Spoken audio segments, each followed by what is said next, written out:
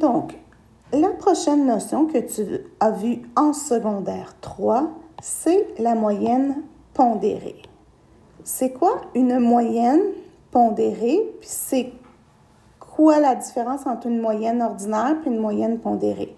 La moyenne ordinaire, là, lorsqu'on fait la somme de tous les résultats divisés par le nombre de résultats, ça, tu utilises ça quand tous les résultats ont la même valeur. Exemple, dans un groupe d'élèves qui fait un examen, ben il n'y a pas une note d'une personne qui compte plus dans ma moyenne qu'une autre. Tous les résultats des élèves ont la même valeur. Par contre, dans la vie, c'est pas toujours comme ça que ça fonctionne. Donc, exemple, tes étapes en mathématiques.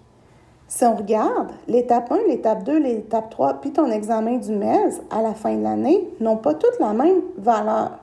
Ton étape 1 compte 10 %, ton étape 2 compte pour 10 %, ton étape 3, 30 % et ton examen du ministère compte pour 50 %.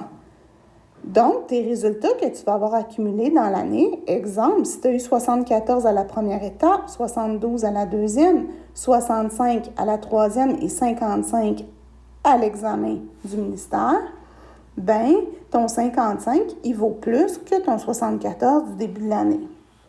Donc, la moyenne pondérée, c'est pour faire la moyenne lorsque tous tes résultats n'ont pas le même poids, la même valeur.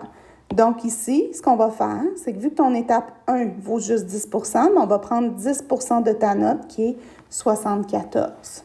Donc, je vais prendre 10 % de 74 plus 10 % de ton étape 2 de 72 plus 30 % de ton étape 3 de ton 65 et plus 50 % de ton examen de fin d'année.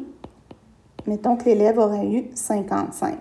Et je vais faire la somme de tout ça.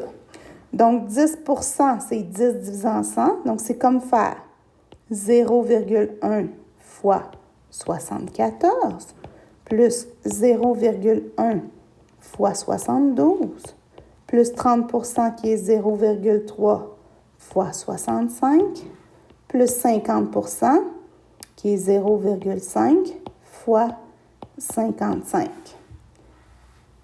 Ici, ça me donne mon 7,4 plus 7,2 plus 0,3 fois 65 qui me donne 19,5 plus 27,5. Si je fais le grand total, ça me donne,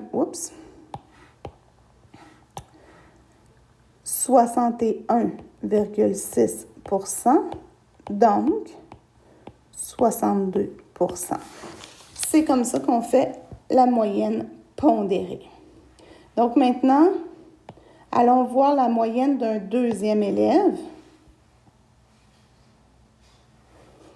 Donc, cet élève-là a eu 54 % à sa première étape. Donc, 0,1 fois 54, parce que sa première étape vaut 10 %, plus 10 % fois 55, donc plus 0,3 fois 60, parce que 30 % de 60, et enfin 0,5 fois 62.